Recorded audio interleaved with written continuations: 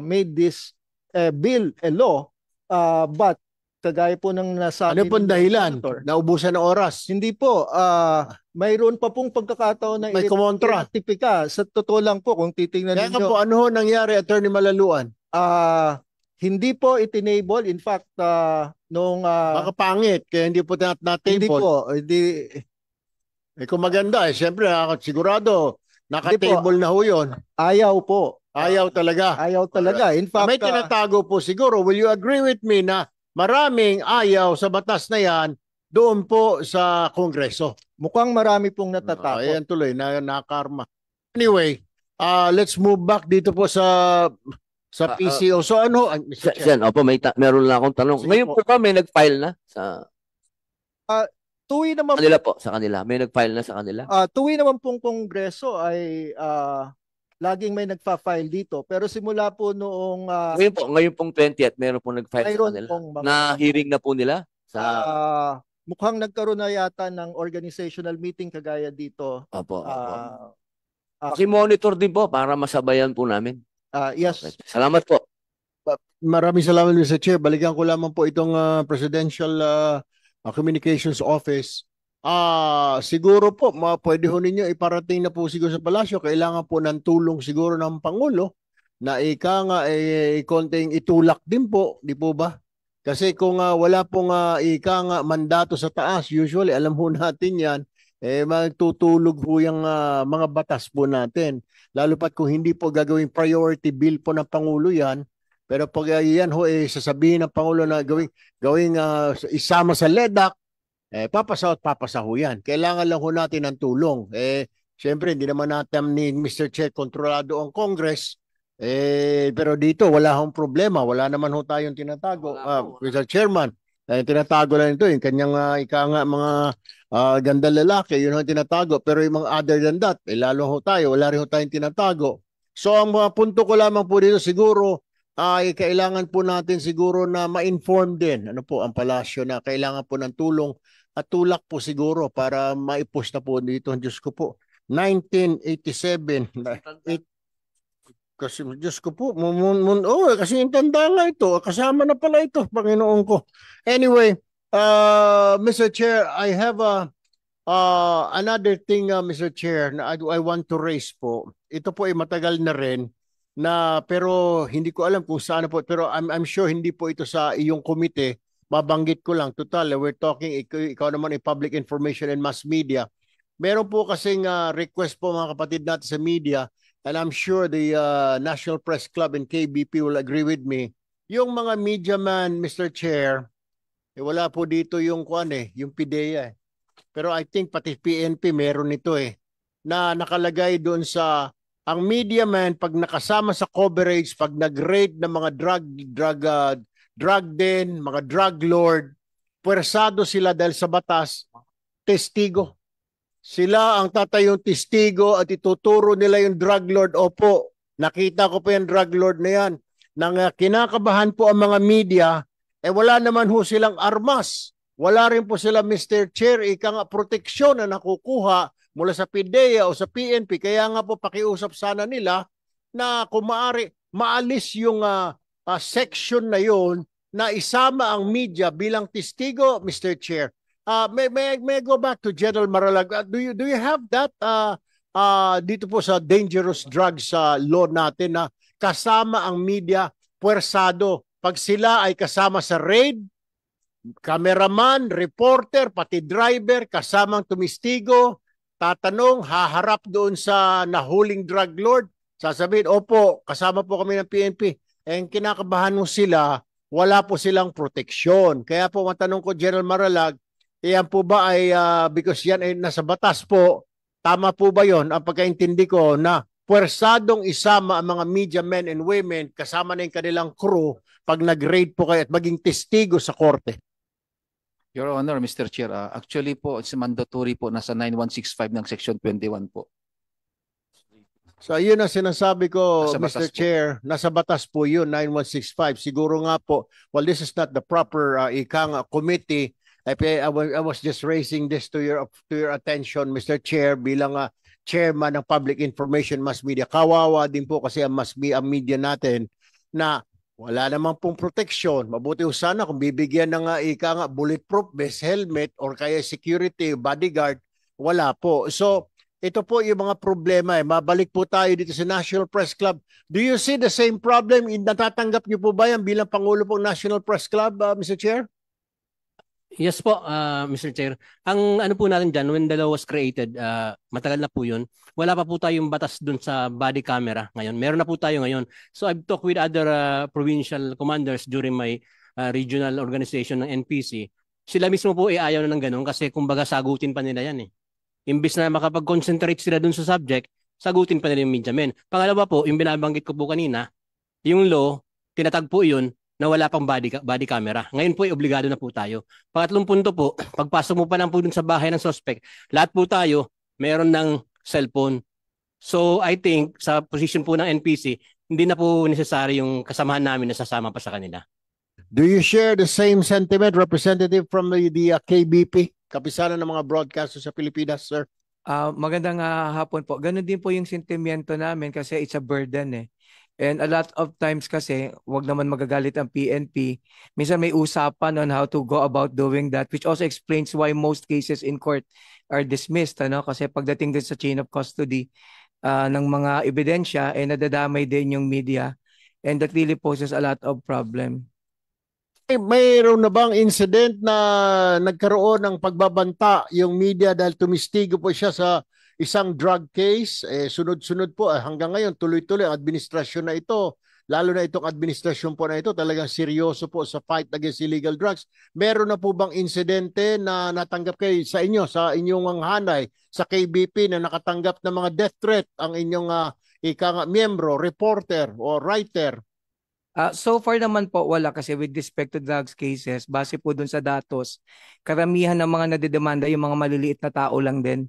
So kaya kadalasan wala masyadong pangamba sa amin na mag-testify. But then it remains a burden. And more importantly, lagi din namang nakakatakot yung kalagayan ng aming mga broadcasters kasi lagi silang nabalagay sa panganib. So itong mga bagay na ito makakadagdag pa kasi potentially what if kung yung mahuli for example malaking isda, then definitely the testimony of the media man would be very very crucial. So nakakatakot talaga no. So hindi natin maiaalis yung ganyan. And we also share the same view na dahil may camera na ngayon, meron na din naman mga cellphones. Kasi when 9165 was enacted, I remember I was working here. One of the issues that was raised was exactly to establish the authenticity of the arrest that was actually affected. But the problem right now is because at that time, there was really no way of getting to know the truth unless, of course, you have people who can personally testify based on their personal knowledge. But right now, with all these technologies and with all these existing laws requiring them na makita yan ng buhay, hindi na kami kailangan. Sana tanggalin na kami talaga. Alright, maraming salamat po. Pinaparating ko lamang po at bumubulong na si chairman dito, sabi niya medyo lumalayo na tayo sa jurisdiction niya. Pinapaalam ko lang, Mr. Chair, yung sentiments po ng mga kasama natin dito at a-attend din po ako sa hearing. Actually, na-file na po. Tayo po nag-file ng bill yan dito sa Senado para po maalis po yung media, men and women bilang testigo. Pero napunta po yan sa public order and safety. So, doon po ididinggin. Anyway, maraming salamat po, Mr. Chair. I have other questions pero paunahin ko na po kayo. Mukhang mas mahalaga po yung inyong mga katanungan po. Akong follow-up question kay Attorney. Attorney Nepomuceno. Nag-check po kami sa House. Wala po silang final na FOI. Ang final po nila iba, Truth and Integrity in Digital Communication Act. Paki-check na lang po kasi para maganda po yung natin, coordination natin. Iba po yung kanila? Titingnan po namin. Pero Mr. Chair, pagkaintindi ko, dahil nakausap ko dati yung dating PCO Secretary, si Secretary Martin Andanar, definitely meron silang ipinasok dyan nung kapanahonan ng dating Pangulong Duterte, dahil instruction na rin po ng dating Pangulo na maghain ng isang panukalang batas. So, definitely alam ko kung meron. Hindi ko lang alam kung ano po ang title, pero yun na nga po, nag-usap po kami ni dating Secretary Martin Andanar, sinasabi niya na Gusto nga raw ng Pangulo para maging transparent, ika nga, lahat Opo. ng opisyal ng pamahalaan, walang excuse para maiwasan din ng korupsyon, etc., etc. So, I'm very sure na between 2016 hanggang 2022, may na-file Sa ngayon po, wala. administrasyong Duterte. Sa ngayon po, wala pa po silang na-file sa malaking kapulungan. Tsaka, noong 19th Congress po, lagi po tayong nag-privilege speech dito. Lagi po natin sinasabi yun na nasa saligang batas ang public information at hinihingi nga po natin ng suporta lagi ng Pangulo na gawing lidak. Kasi pag naging lidak po ito, mabilis pa po sa 4:00 itong maa-approve. Kaya siguro, Attorney Nepomuceno, mas maganda po kung maglalabi din po kayo sa mahal na Pangulo para ito'y maging lidak.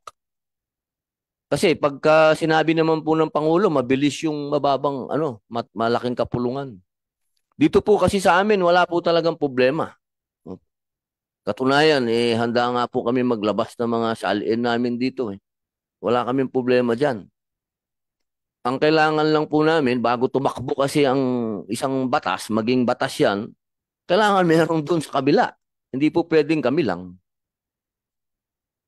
Isa pa, Mr. Chair, may dagdag ko lang. Ito po pag may batas na ito, naipasa po ito, ito po susuporta doon sa kay Pangulong Marcos na President's Golden Age of Transparency. Yung kanyang binabanggit. So, kailangan na ho siguro talaga ito.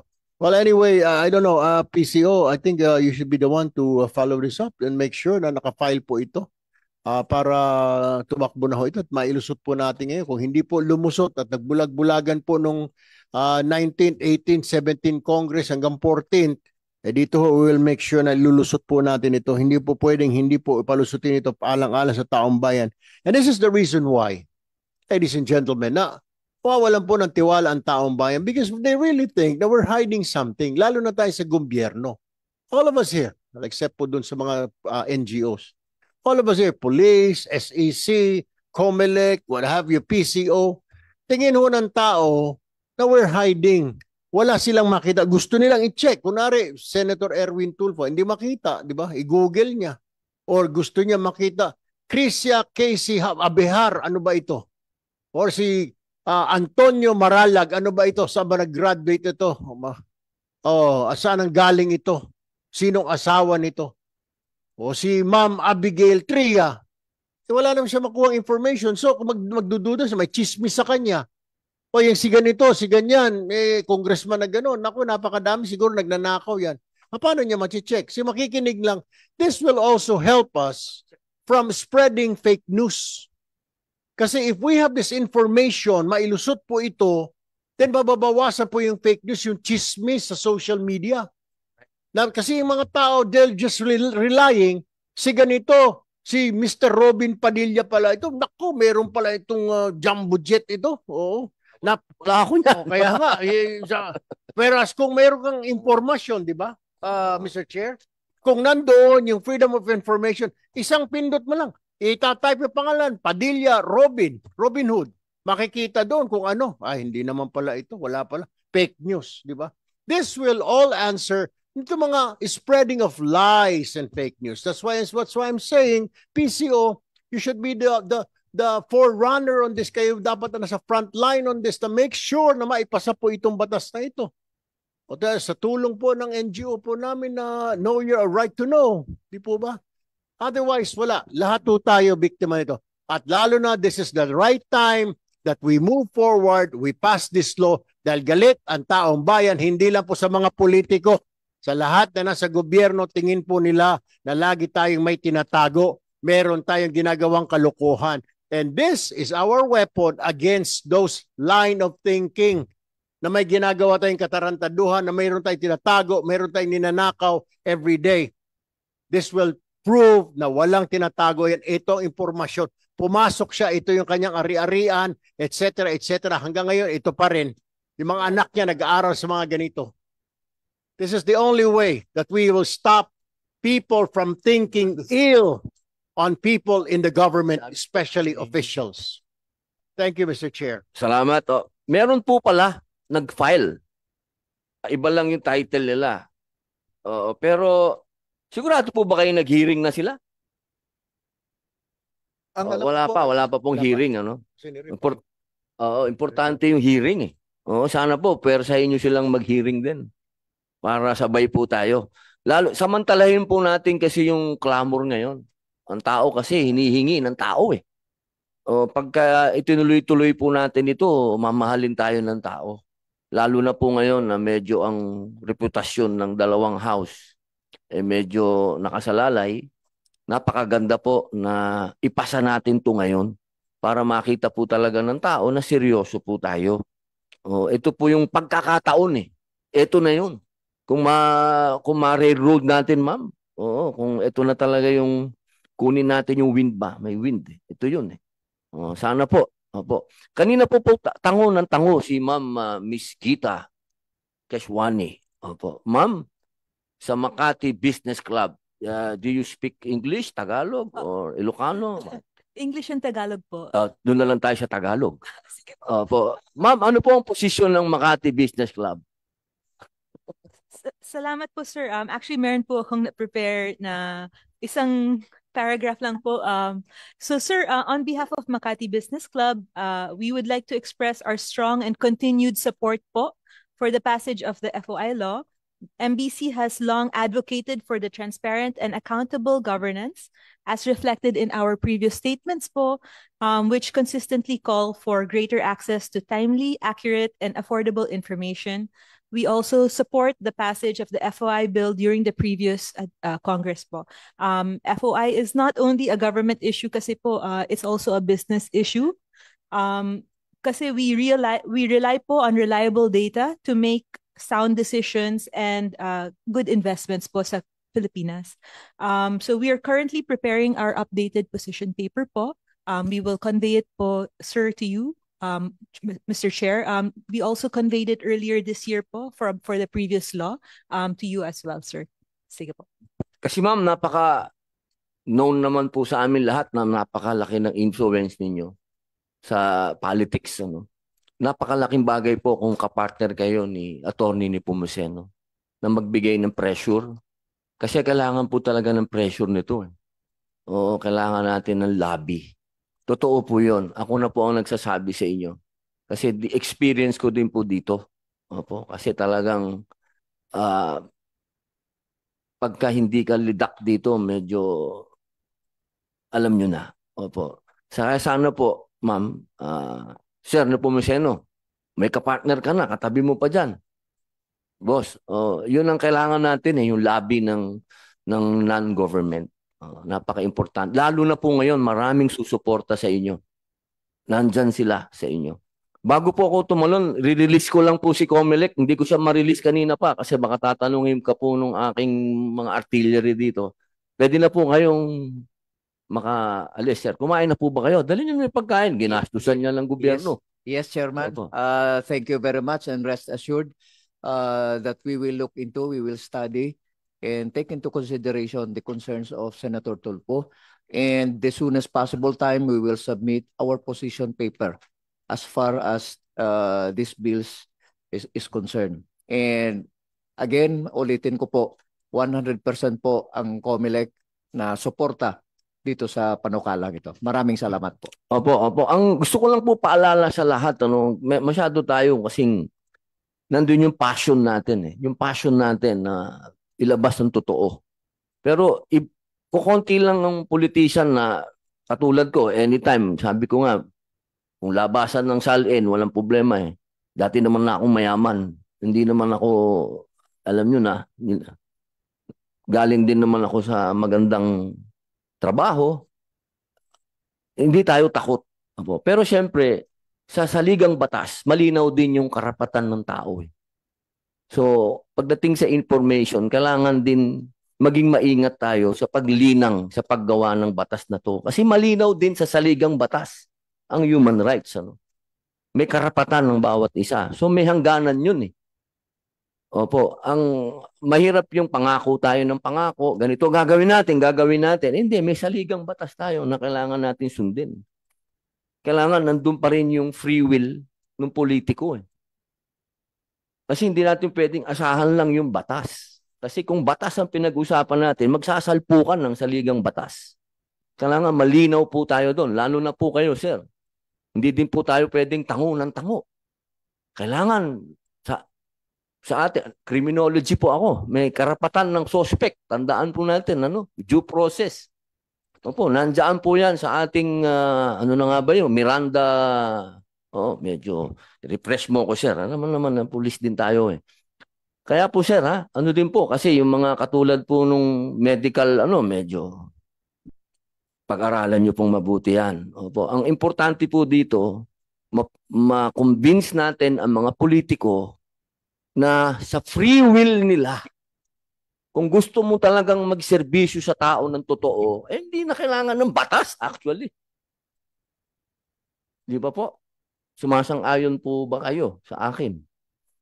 Kasi dyan madali naman malaman kung sino yung mga politiko na may anomalya. Nag-umpisa ang kotse second hand. Nung tumagal naka 4x4 na, pati bodyguard naka 4x4. Siguro naman 1+1. Diba? Yun lang naman siguro. Pero sana po, itong pagkakataon na to, kunin natin, yakapin natin to. Kasi ang tao, gusto ng tao, ngayon. Ngayon po, ngayon. Alam naman natin yun eh. Itong oras na to, magtulong-tulong tayo na ilabas natin yung totoo. At pag nilabas natin ang totoo, bayani tayo sa paningin nila. Kaya sir, maraming salamat po. Hindi pa po kami tapos. Kayo lang po, sir. Sir, dalhin niyo yung pagkain niyo po. Opo. Baka may FOI kayo dyan. Ano ba? Hello, ma'am. Wag na, makakasuhan tayo ng video.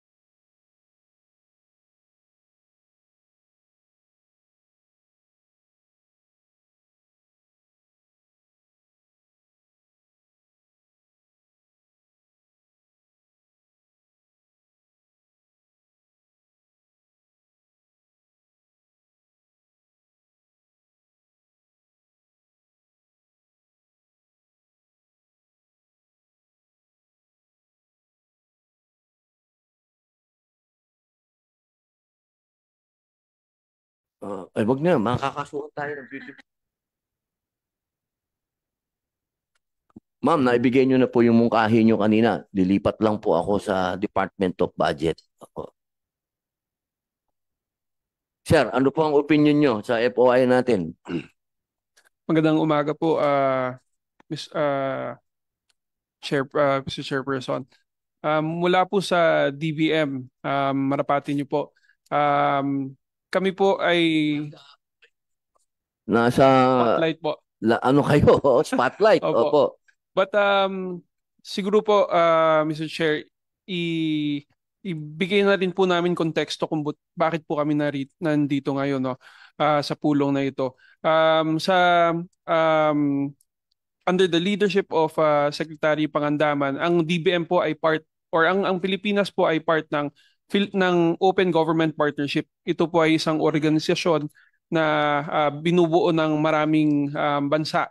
Global organization ito. Ang itinutulak nito ay transparency, accountability, and citizen participation, Mr. Chair. Yun po talaga yung values na kinakarga ng organization. At ang Pilipinas po actually ay founding member ng organization. Dito po sa ating bansa na institutionalize po yung Open Government Partnership or ang OGP kung aming tinatawag, no.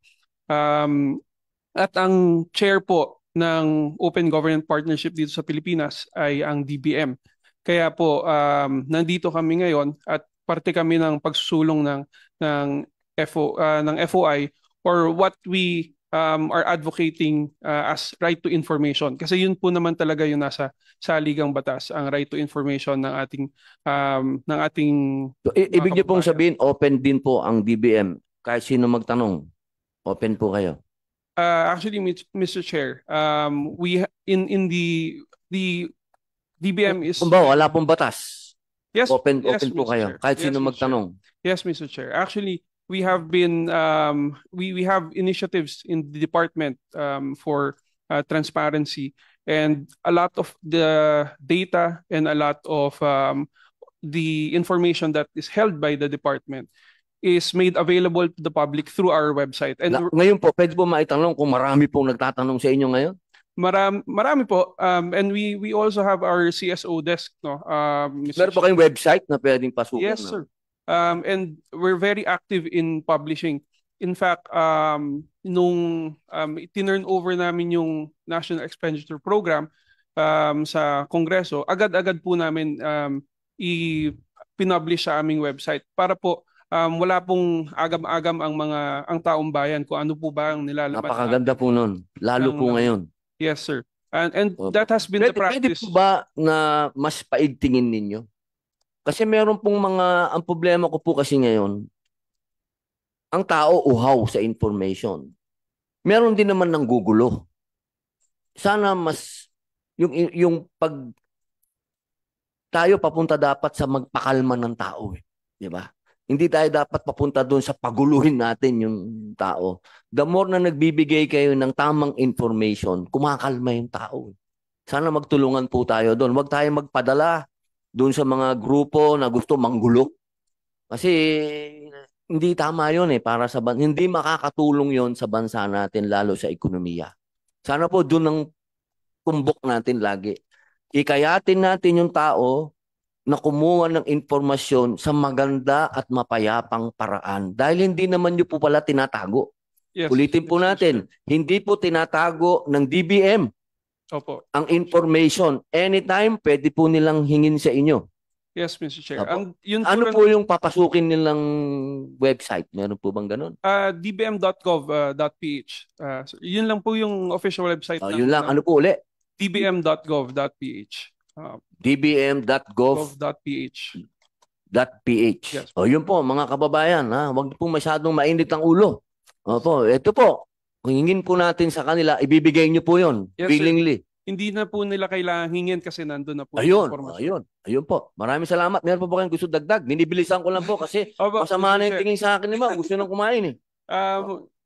Mr. Chair, we would just like to manifest that we are very thankful under your leadership in this committee na gumagalaw na po yung Freedom of Information Bill, and rest assured in the department under the leadership of Secretary Pangandamen and under this office of the Project Management Office, we will push this LEDAC, and we hope that kayo po, sir, Mr. Chair, and the rest of our honorable legislators here in the Senate will work with us in pushing and lobbying it in the LEDAC, sir. Maraming salamat po, Attorney Solis. Thank you, sir. Opo, napakaliwanag po nun. Mga kababayan, anytime po, pwede po ninyong makuha. Hindi kailangan ng permission. Basta bukas lang. Sir, News and Information Bureau, Mr. Jericho Paloma. Sir? Good morning, Mr. Chair. To illustrate po yung position ng News and Information Bureau on FOI, magkukwento lang ako ng background. So, ang background po ng News and Information Bureau Ah, 1 minute, less about. Yung history po ng News and Information Bureau po, nabuo po siya nung EO 297 nung revolutionary government. Same year na bumaba po yung 1987 Constitution. 1987. Yes po. Saan po kayo? Doon sa Freedom Constitution? Kasi dalawa yan eh. Yung Yung 1987. EO Kasi 297 po. pagkatapos ng EDSA Revolution, di ba? Freedom Yes po. Constitution. Yes po. Doon kayo pumasok. Yes po. So nung Bakit tumanda ka na dyan? Ay, hindi pa po. Galing po ka ng private before po na government. Pero ang point ko po doon po, same taon po siya nung binaba yung 1987 Constitution, yung pinakaunang version ng FOI hanggang kami po nung nabuo po yung PCO. Ang punto po nun, yung taon na po yun yung taon na binigyan ng gobyerno sa pamamagitan ng konstitusyon, batas, na ma-empower yung mga tao. So sa NIB po, ang News and Information Bureau po ay isang official newswire ng gobyerno para magkaroon ng timely, accurate at saka free information ang mga tao. So yung panukalang batas po na aim to consolidate all the pending bills on both chambers of the Congress po is mas makakatulong sa NIB para mas mapadali yung trabaho namin po na maipahatid yung mga balita about sa Pangulo at saka sa gobyerno po, kasi ang mandato po namin ipahatid yung balita about the government in general and the presidency in particular po. Kayo po ay nasa ilalim ng anong? PCO po. Nasa ilalim. Apo. Okay. Thank you, sir. Apo. Ma'am, Attorney Cathy May Elnas ng National Printing Office. Ma'am? Good day po, Mr. Chair, and to everyone. So, for the National Printing Office, to inform everyone, we are an adjunct agency of the Presidential Communication Office as well. So, the office would like to express its utmost support in the passage of the possible comprehensive bill regarding to the freedom of information. Particularly, this is very timely and relevant with what's going on with our government right now. We need transparency, we need accountability, especially with our government officials and our responsibility towards the Filipino people as public servants. So as the National Printing Office, we are basically in the end role when it comes to bills or passage of law. Rest assured, if there is a need to participate in this, like the publication, very much we will be willing to participate in this matter. Maraming salamat po, Attorney. Parang may nawawala doon. Miss Geraldine, nawawala si Miss Geraldine? Okay, baka... Okay. Sir Patrick Akupan, sir? Maganda nga po. Youth. FOI Youth Initiative, sir. Okay. Okay. Maganda nga po, Mr. Chair, and maraming salamat po sa pag-convene ng organizational meeting na ito. Ang FOI Youth Initiative po ay youth arm po ng Right to Know Right Now Coalition. So kami po ay isang organisasyon na tumututok talaga na magkaroon na ng batas tungkol dito. Ngayon, nandito po kami upang sabihin lang po na kami po ay nandito para suportahan po ang committee na sa paglalayo na magkaroon ng Freedom of Information Bill. Paulit-ulit na po nating sinasabi na 1988 pa po, 8th Congress pa natin ito ipinaglalaban at sana po ay ngayon na po yung tamang panahon para ito po ay sa wakas maging isang batas. Sir Patrick, pwede po ba kayong makasama namin sa panawagan? Kasi may mga panawagan na sunugin ng Congress, sunugin ng Malacanang. Pwede po bang kayo din ay magsalita na dapat ang panawagan natin ay ipasa ang FOI? Pwede po bang ganun? Mr. Chair, palagi naman pong ganyan po ang mensahe po ng civil society organizations. Ngayon lamang po, syempre hindi po isang madaling trabaho ang kumausap at mag-lobby sa Congress kung wala pong malinaw na commitment mula po sa mga nasa itaas na ito ay sa wakas magiging isang batas. Ngayon po, lagi naman pong nandito po ang civil society, nandyan po ang Right to Know Coalition at syempre po ang mga miyembro po nito kasama po ang FOI Youth Initiative.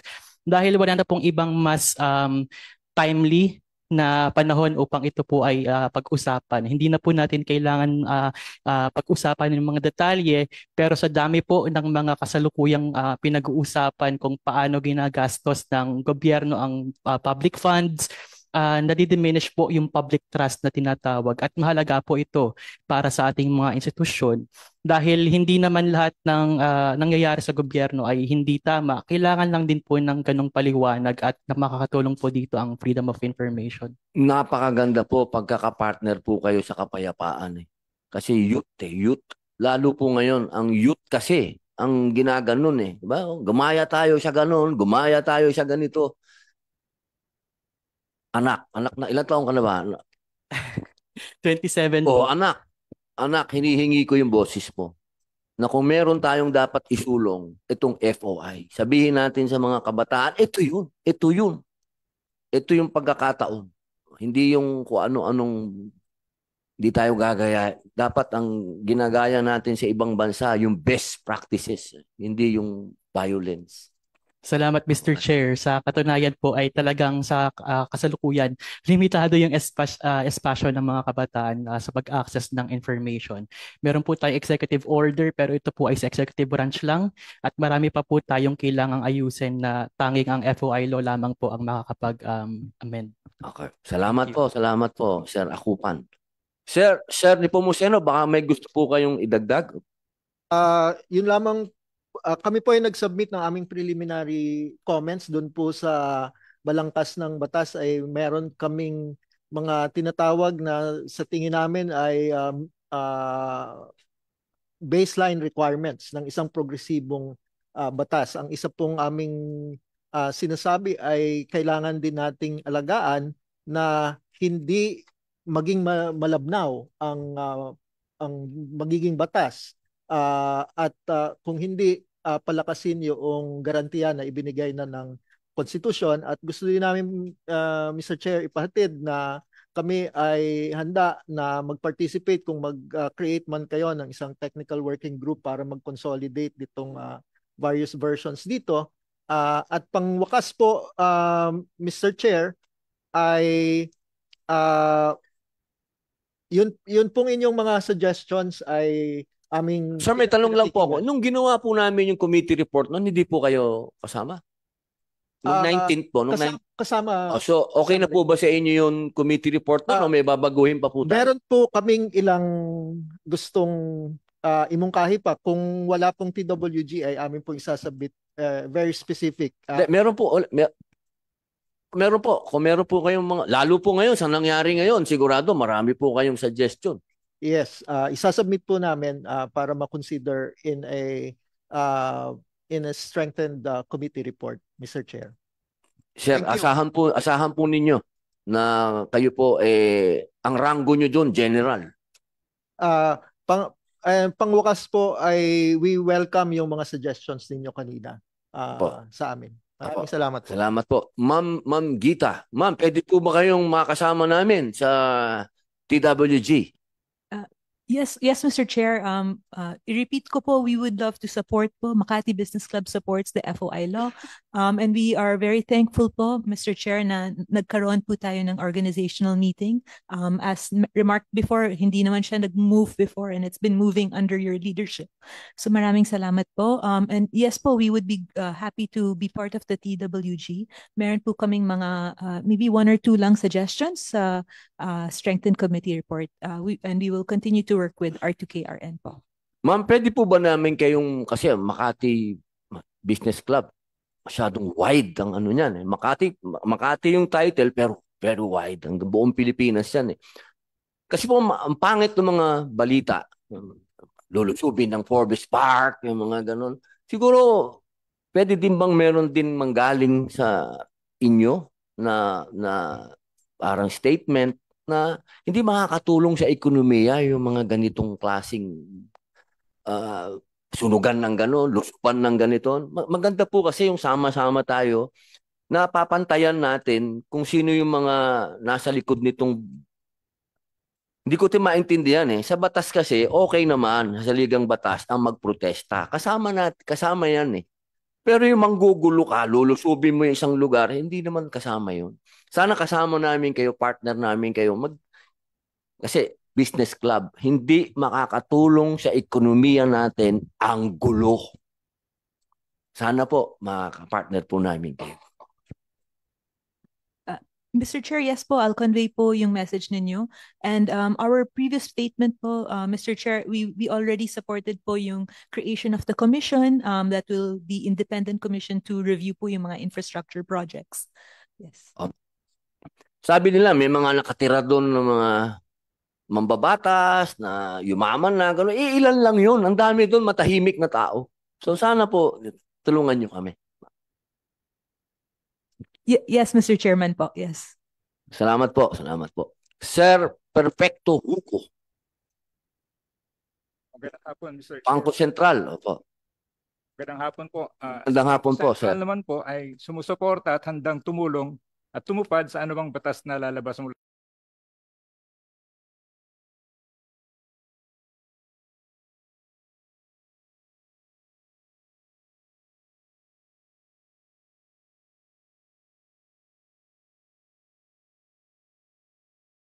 sa committee ito. And kasalukuyan, kahit wala pang ganitong batas, merong mga communication channels ang BSP kung saan pwedeng mag-request ang public ng information at magko-comply naman kami. Sa paraan po ba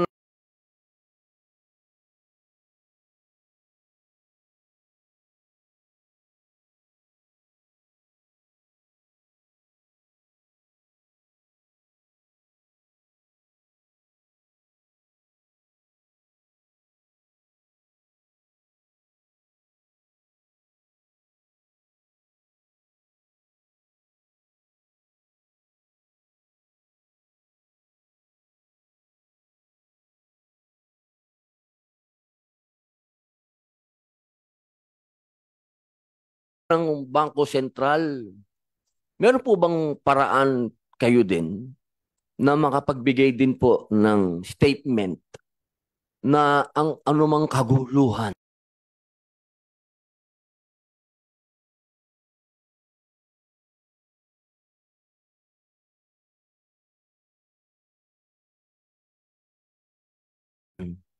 hindi makakatulong po sa atin at pwedeng bumagsak ang ating pesos? Pwede po ba yun? Pwede niyong sabihin po ba yun? Pag nagkaroon ng gulo, di ba po automatic babagsak ang ating peso? Magda-draft po kami. Maraming salamat po. Thank you po. Sir Leonel. Sorry sir, malabo ng mata ng Abasola, Mr. Chairman. Opo. Kayo po ay sa National Press Club. Sir. Opo. Ay si Marcelo del Pilar. Salamat po. Sa hanay po ng National Press Club ay kami po ay nananawagan sa mga mamamahayag kasi kami po ay direktang apektado nito. That's why I raised the issue kanina tungkol po doon. Anyway, kami po ay nakikiisa at buong pusong susuporta sa iyo sa FOI bill and andyan lang po ako sa second floor. Dito po ako naka-assign. Maraming salamat, Mr. Chair. Yes sir, nako, malaki po ang maitutulong nyo sir. Sobra pong laki ang maitutulong ninyo. Maraming salamat po. Ma'am Attorney Abigail Shekina Tria ng SEC. Yes, Mr. Chair. Good afternoon po.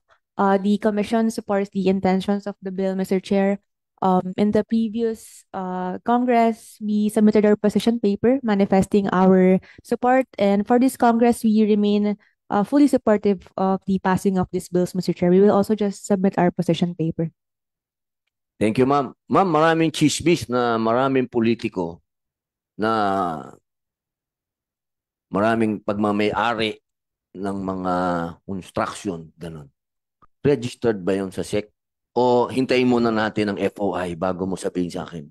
Actually, Mr. Chair, the SEC is actively participating in the inquiry in aid of legislation, and we have already received many requests for documents, corporate documents, and we always comply, Mr. Chair. We always give the appropriate committees naman of the information that they need, Mr. Chair. Pagka humingi po kami, okay po, kung sino yung mga talagang involved dyan? Yes, Mr. Chair. You just have to reach out to us, Mr. Chair. We will be participating in the or whatever process that you need, Mr. Chair. Maraming salamat po, Ma'am Tria. Sir, ang aking mga opisyal, sir. Opo, may gusto po kayong sabihin. Mukhang kanina kayo yung na on the spot. Sanay na po kami doon, sir. Sir. Actually, sir, as we have mentioned, as we have manifested earlier po, we are fully supportive to this measure po. 100% po na hoping it will have immediate passage so that the right to information of every citizen po ay maramdaman ng taong bayan po. So umaasa po kayo, ang buong kapulisan po on behalf of our Chief PNP is totally supportive to your sir. Thank you po, sir. Ako po, kinakausap ko po yung staff ko kanina. Maganda, sir, yung punto kanina na magkaroon talaga ng matindi tayong cooperation ng agencies ng law enforcement. Ano po ako dyan? Ako'y naniniwala, sir, na kailangan. Kailangan po natin. Salamat po sa ating mga bayaning pulis. Salamat po. Ma'am, Attorney Jordana Arancillo ng DND. Naku ma'am, napakahalaga ng papel po ninyo. Good afternoon, Mr. Chair. On the part of the Department of National Defense po, we would like to express our support to the intentions of these bills din po. Considering that na-retain po yung exceptions ng matters on national security po and defense, Mr. Chair. And this is also in line dun po sa nilalobby din po namin or dun sa position po namin sa pag-amyenda po ng provisions po on espionage po, which punishes or... Meron lang akong... Yes, Mr. Chair. Ito, opinion ko lang. Ano? Yes, Mr. Kasi reservist din naman po ako eh. Ako, Lieutenant Colonel po ako sa reserve. Ano? Tanong ko lang po, bakit po minsan nilalabas yung mga binibili nating mga weapon? Parang dapat hindi. Parang dapat yata sikreto yun. Parang sumobra tayo sa information doon. Part din po siya ng transparency po, Mr. Parang Chair. mali. Pero, Parang mali. yes, Parang sa akin po mali. Kasi parang dapat hindi alam ng kalaban natin yun kung ano yung meron tayo. actually, Mr. Chair, this has been raised also by other NGOs, like for example, in the Arms Trade Treaty. That's one matter na they're asking for details or inventory ng arms and ammunitions, for example, like that. That's we cannot give because of this provision din po na nagpo-prohibit sa amin na magbigay ng information pertaining to national security. But then sinasabi nila na pero nakikita namin nagbe-blessing kayo ng ganitong nakikita sa newspaper na kung ilang Di ba po pwedeng wag na siyang mag-blessing? Kasi napapansin ko po kasi siyempre aware din po ako diyan Lately lang po nagparada ang China, di ba? Ng kanilang weapons. Pero mahigpit nilang sinabi doon, yung mga pinarada nila may basbago. So yung pinarada nila, yun yung luma. So siguro iwasan na lang po natin yung mga blessing kasi nalalaman ng kalaban eh. Para lang po sa akin, para lang, opinion ko lang po yun. Ano lang, para lang na, syempre, di ba po, secrecy as a weapon. Yes, Mr. Chair. Thank you for that, Mr. Chair. We'll take note of that, Mr. Chair. I-relay na lang sa kaibigan ko. Kaibigan naman si Gibo eh. Family friend po yan, si Gibo. Salamat. Yes, thank you. Thank you, Mr. Chair. Huwag kang magalit sa akin, ha? Sir Rafael Zapanta ng Philippine Information yun, boss. Nako, nasa yun. Ikaw ang bida dito, boss. Hindi, sir. Ang Philippine Information Agency po is an attached agency of the Presidential Communications Office. We are the development communication arm of the government. Ibig sabihin po nito, sir, kami po ay nagbibigay ng mga angkop na marapat at napapanong impormasyon tungkol sa mga programa at proyekto ng gobyerno para po maging aware. Yun nga, nakikita ko nga minsan, kayo din naglalabas nung sa DND. Yes, sir, meron kaming mga public forums, mga press conferences na organize kami regarding sa mga government programs ng gobyerno. On the part of PIA... Di ba, sir? Yes. Ano po, bilang chairman ng public information, meron tayong mga pwedeng i-public eh. Pero meron mga hindi, lalo na sana yung defense. Yun lang pong mungkahi ko. Yung mga magagandang ginagawa ng gobyerno, yun lang i-boost. Pero ngayon na meron tayong konting hindi pagkakaintindihan, Sana yung ating pagdating po sa defense, sir, please, wag, sir, wag. Yes, sir. As part of the Kumbaga sa inyo na lang, sa inyong mismong agency, baka po pwedeng wag na. Boss, parang pangit talaga. Pangit po talaga. Sa akin pong opinion, ma'am, pakiparating na rin po kay Presidente. Pangit talaga. Sir. Yes, sir.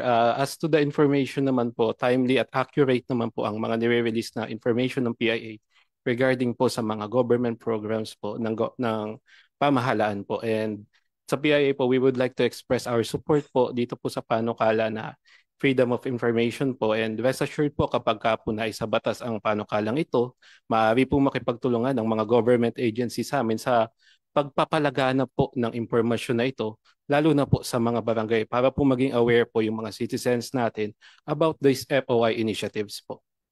Yun po, sir. Salamat po. Boss, hindi ako nag-ano, suggestion lang po yung sa akin. Suggestion lang. Ma'am, nako, wala na, palagi ko, salamin na talaga ang kailangan ko. Attorney Fisel Pangan. Good afternoon po, Mr. Chair. So, I'm Attorney Isel Pangan po. From yes, National Security Council.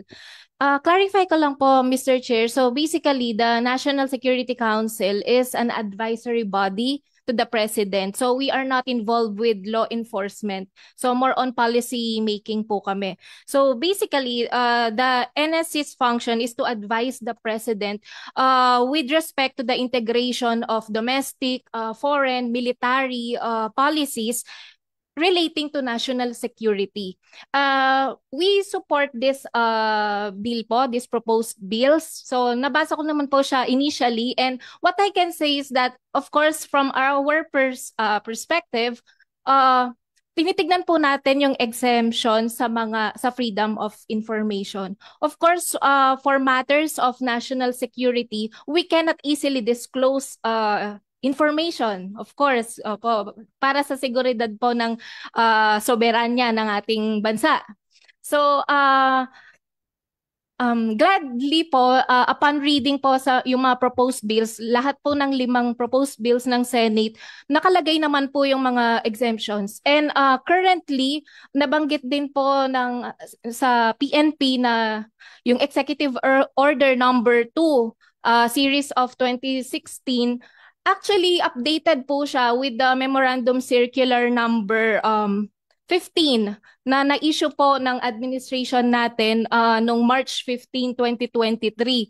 So nakalagay pa rin po siya consistently na yung national security is exempted pa rin po siya from public disclosure. Ayun, thank you po. Intindihan po natin yun, ma'am. Opo, opo. Sir, Attorney Edward Chico ng KBP po. KBP. Yan, magandang hapon po. Sinusuportahan po ng KBP ang panukala na ito. Importante ito para sa hanay ng mga broadcaster. Una sa lahat, malaking bagay na malinaw itong mga issue na ito kasi napakahirap kumuha ng impormasyon ngayon. Pag pumupunta kami sa PNP, balita ng aming mga broadcasters, they're having difficulty accessing certain information. Ang hirap alamin, alam ba yung public record, alam ba yung violative of sensitive personal information. Akala ko nagpahinga na tayo doon sa dalawang tulog. Kaya importante po itong batas na ito. Masyado ka naman matampuhin. Kailangan po yan para mailinaw po. Kasi malaking problema talaga. Lalo pa ang KBP, meron kaming ethical code . So may mga bagay kami na hindi inilalabas para sa publiko. Kaya lang medyo napapahamak yung impormasyon dahil ang social media largely unregulated. Marami kaming hindi inilalabas na sila nilalabas nila. Alam ko yun. So, biktima ako niyan. Kaya importante po itong measure na ito. And we would be submitting the position paper. I understand during the last Congress, we submitted one. We reiterate the same. And if need be, we will just furnish another copy. Maraming salamat po. Opo. Sir, baka may concern ka sa PNP. Pwede niyo po silang tanungin ngayon. Hindi po, pwede po. Pwede naman po. Inaalaw ko. Dahil lang po kasi nagkaroon po kami ng talakayan kami umikot po sa aming mga miyembro ng KBP. Yan ang concern nila lalo na sa probinsya. Ang Ano hirap po, kumuha matagal? ng Bigay yung impormasyon. information, matagal. Ang problema kasi may gray area kung ano yung pwedeng ibigay at ano yung hindi pwede. Ano po yung gray area na yun? Well, for example, of course, we deal with sensitive personal information or personal information. Pero meron kang balita, halimbawa, may nangyaring insidente, gusto mong isama sa balita mo. Kung magkaminsan sa probinsya, hindi ko alam kung alam ng PNP ito, maraming mga presinto sa kanila, automatic, pinagbabawal kahit magtanong man lamang. And that proves to be very, very Kahit po difficult. magtanong. May mga ganung pong nakakarating na balita sa akin. Sir, pwede ba naman siya?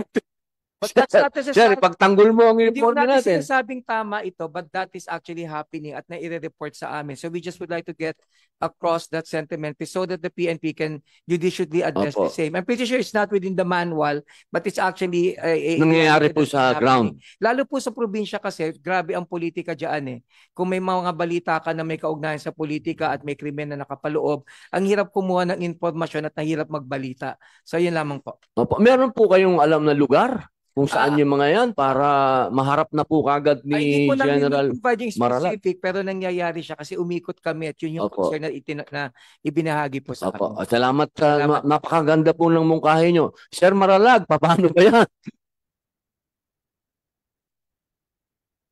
Maraming salamat po, Mr. Chair, no.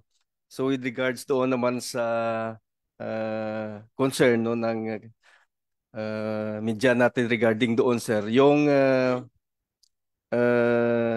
binabawal lang naman po natin doon, sir, yung immediate access doon sa blatter, sir. Before kasi, sir, nung wala pa itong FOI natin, sir, yung media natin, sir, open yun po, sir, sa sir, sa blatter natin, sir, because blatter natin is considered as public document. So yes, sir, pero yes po, sir. So after ng FOI natin na ito, sir, meron tayong opinion or advisory from sir, from privacy opinion, because doon sa blatter nga natin, sir, doon ang detailed na information ng individual, sir. So yun lang naman, sir, ang binabawal doon, sir, na yung lahat, yung sabi ko kanina, sir, na personal identifiable information, yun ang hindi pwede po ibigay sa mga media or other, sir, na individuals not related doon sa subject, sir. I mean sa suspect or sa victim. But Pati, nandiyan po sa manual yun, pati sa media. Yan niya po yata yung question kanina ni Senator Tulfo. Pati po sa media, bawal. yung buong information na yun, sir, na naglalaman ng personal identifiable information sa individual, sir. Oo. Ibig ko pong sabihin, kahit po sa media, bawal ibigay. Yung sir, yung Opo, yung blatter, yung pwede, blatter. sir. Kaya ang ginawa namin doon, sir, may press release na ang ginagawa, sir, hindi yung official blatter, sir. Okay, gumagawa Opo, na sir. lang po kayo ng press. Yes Yun po, po sir. ibibigay nyo. Doon pa rin mga Kahit po sa probinsya, nangyayari po yan. lahat ng Meron station. pong press release sa probinsya. Pero ang concern naman ninyo, delayed. Ang concern po, that has to be clarified kasi syempre sa kahanayan ng kapulisyahan, lalo na sa probinsya kung magkaminsan hindi nagiging malino yung mga direktiba, may mga report kami natatanggap na ganun ang nangyayari. Kasi tandaan natin ang local politics, for example, ay masyadong maigting. So it's actually very difficult to gain access to certain Lako, matinding information. paratang yan. But those are allegations that need to be addressed. I guess at the end of the day, it makes sense why we have this provision right now, this proposed measure right now. Siguro Because it will ganito na resolve lang. all these gray areas. Siguro na lang, executive order yan, di ba, sir? Siguro, ma'am, iparating na lang po nyo sa Pangulo na nagkakaroon tayo ng konting conflict sa media pagdating doon sa Nasa inyong nakasalalay na lang po sa inyo. Ganun na lang, boss. Boss Chico. Kasi siyempre, wala naman tayong yun ang nandun eh. Susunod yan eh. Police yan. Ganun talaga. Kung ano yung by the book. Pag hindi naman sila nag-by the book, pakukulong naman ng kung sino-sino. So, kaya kailangan silang sumunod. So, siguro, pare, gumawa ka ng hiwalay na position paper, ibigay natin dito sa PICO. Sila nang bahalang mag-ano kay Presidente para gawan ng, siguro, amendment yung EO na yan. Ma'am. Ganun na lang po. Maraming salamat. Ma'am, nasa inyo po ang huling entablado.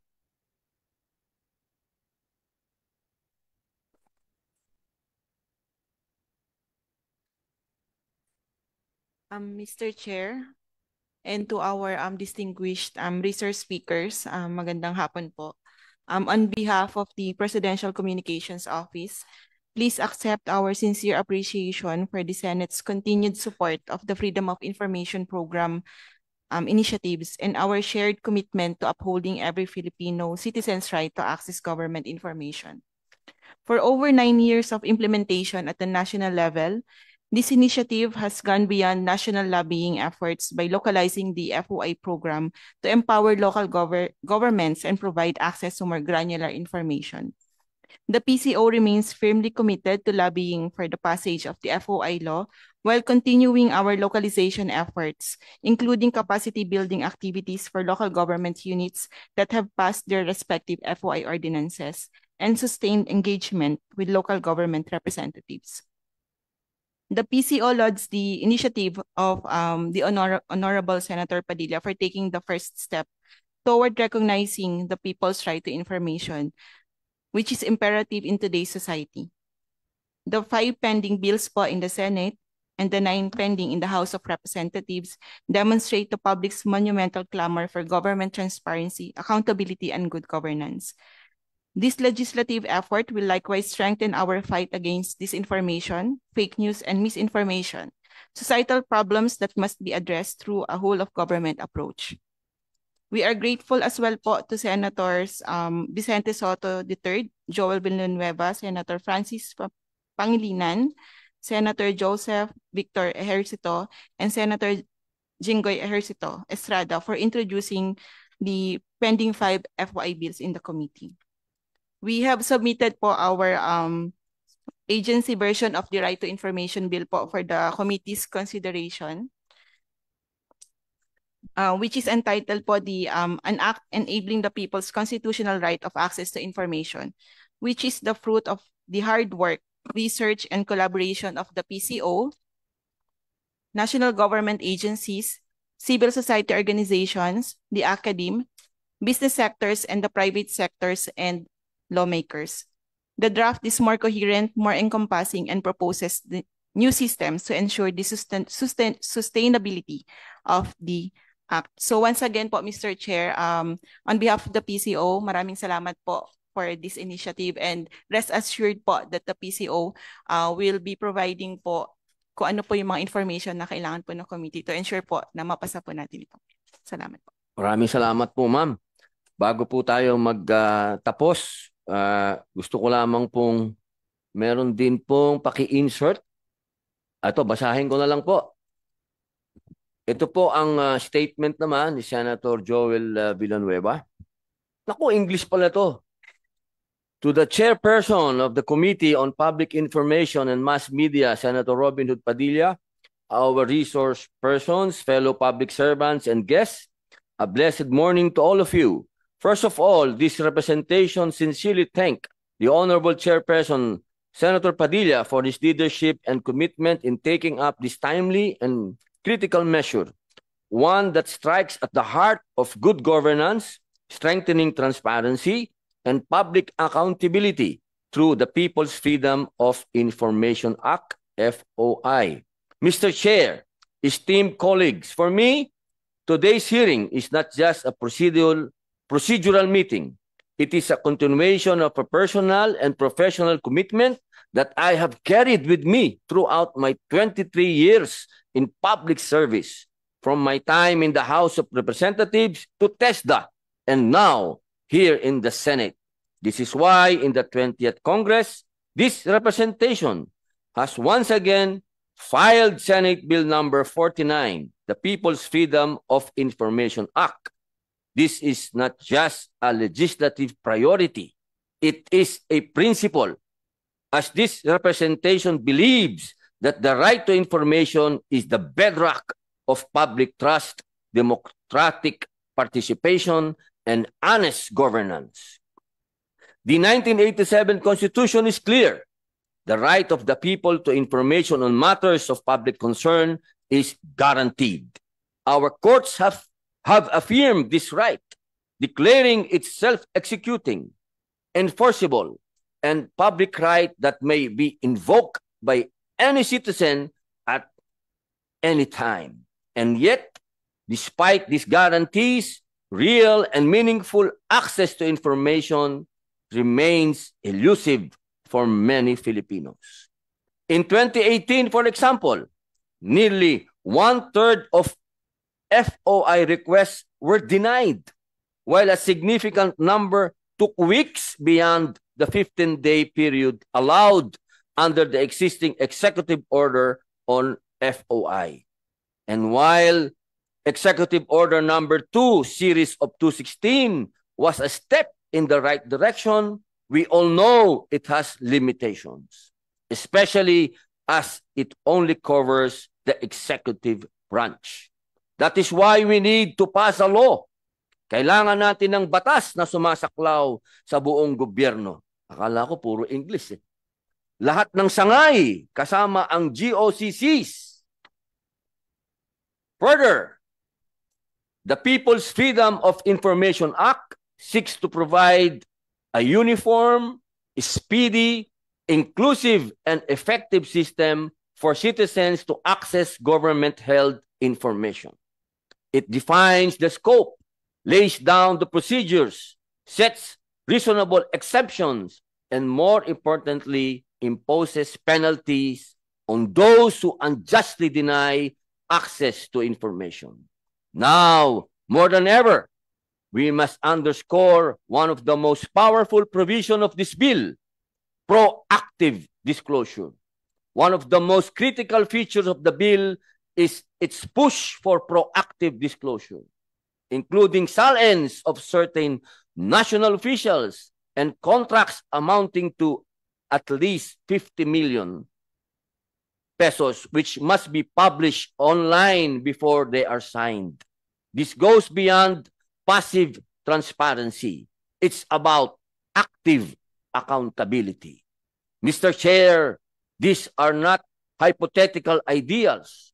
These are policies that demand accountability from all of us, including myself. We want to regain public trust. We must lead by example. We cannot ask for transparency from others if we are not willing to be transparent ourselves. Mr. Chair, colleagues, the passage of this law is long overdue. Napakatagal nang naantala sa Kongreso ang mga panukalang freedom of information. Habang ang ibang bansa ay patuloy nang sumusulong, 119 na bansa na ang may sariling bersyon ng FOI laws. Ang Pilipinas, bagamat isa sa mga naunang bansa na kinikilala ang karapatang ito sa ating konstitusyon, ay wala pa ring pambansang batas para sa FOI hanggang ngayon. Huwag na nating hayaang muling lumipas ang isa pang kongreso ng walang konkretong aksyon. Huwag na nating paabutin pa ng matagal ang paghihintay ng sambayanang Pilipino. Panahon na upang ipasa ang FOI law.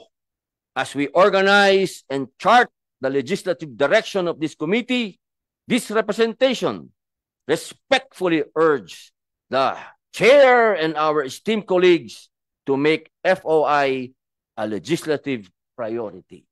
Let us show the people that transparency is not just a talking point.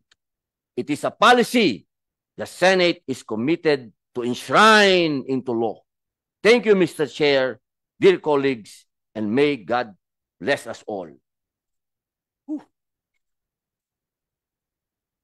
Sa punto pong ito, dahil pagod na ako, tunay pong naging produktibo ang makabuluhan po ang ating naging pagdinig ngayong araw tungkol sa freedom of information. Tayo po ay lubos na nagpapasalamat sa ating pong mga panauhing pangdangal. Sa puntong ito ay akin pong iminumungkahi ang pag-convene ng technical working group para sa mga nasabing panukalang batas. Makikipag-ugnayan po ang aming committee para sa schedule ng TWG meeting. At ako po ay umaasa na ito ay magiging mabilis at produktibo. Akin pong personal at akin pong sinasabi, Englishin ko na lang, this public hearing is hereby adjourned. Hirap Tagalogin.